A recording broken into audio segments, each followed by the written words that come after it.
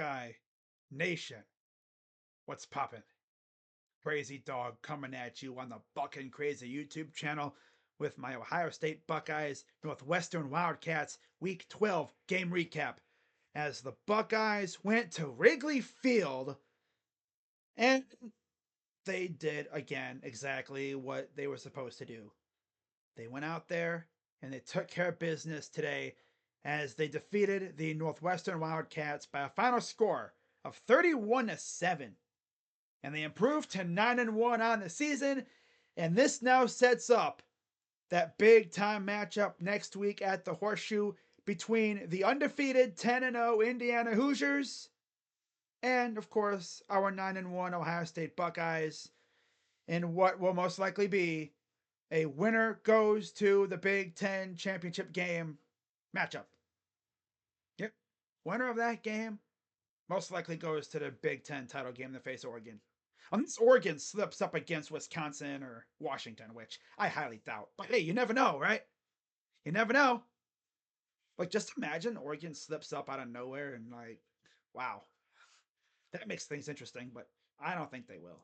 They should take care of business in their games remaining, but we got to take care of business in our games too. But yeah, safe to say, next week is without a doubt the biggest non-rivalry game on the schedule by default because that's the only remaining non-rivalry game left on our schedule. Because after Indiana next week, we have the game against the weak ass Wolverines, who are right around 500. That's tough.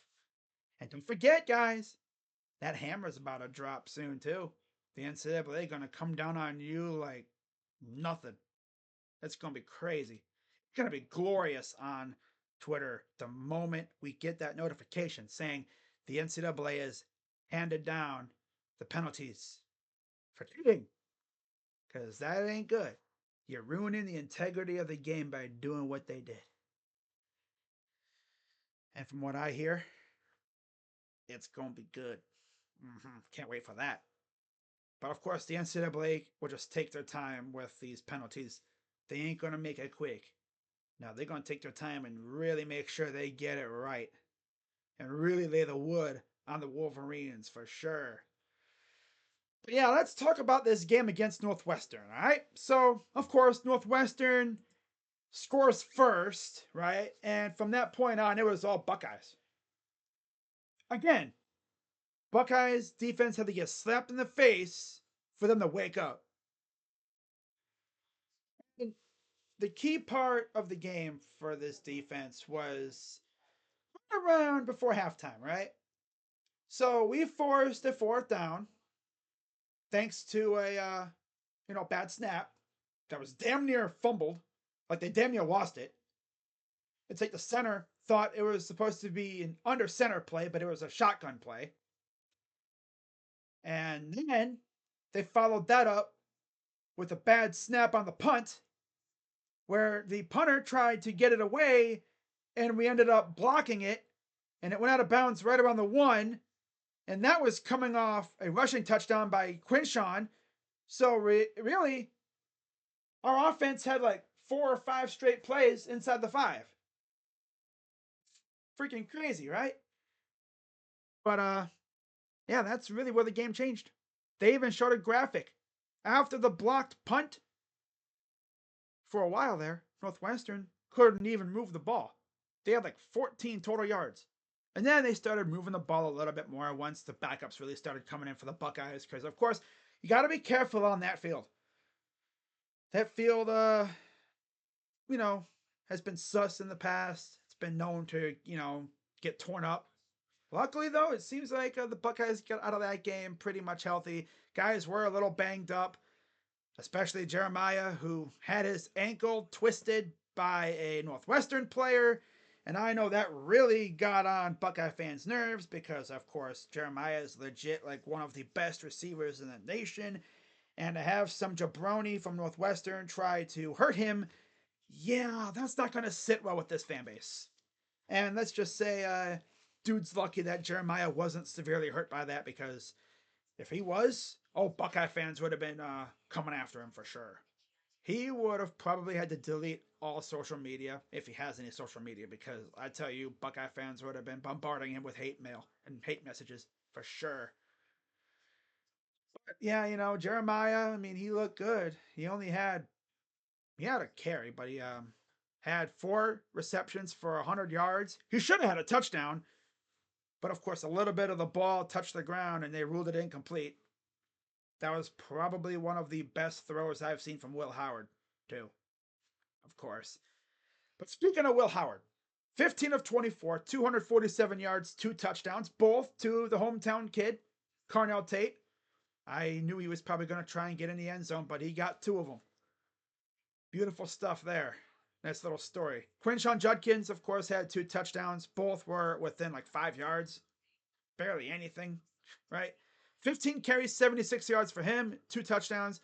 Trevion, 11 carries, 74 yards. So again, they continue to essentially even out the distribution when it comes to those two. Like, they're getting almost the same amount of carries. That's really cool, though. They're not really favoring one over the other. When one's starting to kind of get a little tired, he'll come out and the other one will come in and continue the bludgeoning, and then vice versa. And the cycle continues. James Peoples, 4 carries, 26 yards. Jeremiah, Will, and Emeka also had a couple carries, but they didn't do anything with it. Through the air, Carnell Tate, 4 receptions, 52 yards, and 2 touchdowns to go with Jeremiah's 4 for 100. G. Scott had a catch for 34 yards. The pastor, of course, gotta love that. Emeka, 2 for 25. Trevion, 2 for 19. Brandon Ennis and Quinshon each had a catch as well. And then defense. Boy, were they getting after it. Of course, Lausch was making things tough with his mobility, but when they were able to get to him, they finished the play. 2 sacks from Sonny Styles. He was looking good. Right. We also had 4 players with a half a sack apiece. Arvell Reese, Caden Curry, CJ Hicks, Kenyatta Jackson. I swear Kenyatta was like a step or 2 away from at least 2 more sacks. It's crazy how our backups were getting to the quarterback more than our starters. I think Kenyatta got to the quarterback more in like 3 or 4 plays than Jack has the last couple games. No. Obviously, if you were to ask Jack, how does it feel to know that a backup is getting to the quarterback more than you? He probably wouldn't even care because, like, hey, it's a team thing. Which that is. But damn, bro, like, Jack is supposedly a 5-star. He was like one of the best players in the state of Ohio. Coming into college, we are thinking, oh, this dude's going to be the next Joey Bosa or Nick Bosa or even Chase Young. Nah. He's just like any other non-Bosa or Chase Young pass rusher that we've had lately. Not really doing much. Chase and the Bosas, they would take over games themselves. These guys just haven't been able to really do that. They're not bad. They just haven't been doing what those guys have done. Now, Northwestern, on the other hand, Jack Lausch, 21 of 35, 201 yards, no touchdowns or interceptions. So I guess our streak kind of continues. We still have not allowed a passing touchdown now in 3 games or whatever. Okay, that's cool. Maybe it's even longer than that. Yeah, it's been about 3 games. Yeah. And then rushing, 30 carries, 50 yards, mostly from Cam Porter. He had 10 for 37. Jack Lausch had 14 for 8 yards and a touchdown on the ground. Their one and only touchdown. And then Joseph Hyman and AJ Henning had a couple carries, but nothing really happened there. Through the air, 21 receptions, 201 yards for Northwestern. As always, they were doing what other teams have been doing since the Oregon game, and that is bullying poor Denzel Burke. They tried Davison Igbinosin, but they didn't really have too much success on him for the most part. It was mostly on Denzel Burke. Yeah. Bryce Kurtz led the way, 7 receptions, 92 yards. AJ Henning had a few catches, 5 for 42, the former Wolverine. Calvin Johnson, the second, 1 for 23. Man, nobody else really did anything. Defensively, they only had 1 sack from Robert Fitzgerald. So again, this offensive line doing their thing. And also, I loved what they were doing in the run game. So many holes were open. We're starting to believe that, man, if the starters stay in the game, I bet you Quinshawn or Trevion will break one. They were close a couple times, right? Yeah, they were close a couple times, but they just couldn't really get through the second level. But still, they had some good runs, though. They look good. They look damn good, which makes me happy. So, yeah, Buckeyes are now 9-1 on the year, and it's going to be a fun week ahead. So, getting into my post-game observations, obviously, number one, Carnell Tate and Quinshawn showed out. 2 touchdowns apiece. Love that, especially for Carnell, being as he was playing in his hometown. Defense clutched up with key stops. Had a key turnover, right, on the Northwestern first drive. That was a fumble. And then, forced a couple of other turnovers as well, like turnover on downs. Yeah. I also got a few other stops as well. Good stuff. And then, of course, another good win. It's always good to win games like this, right? Nice and easy, no worries, no stressing out. Starters were able to come out and rest for the final little bit. And hopefully they'll be able to, heal up any nicks and bruises that they have.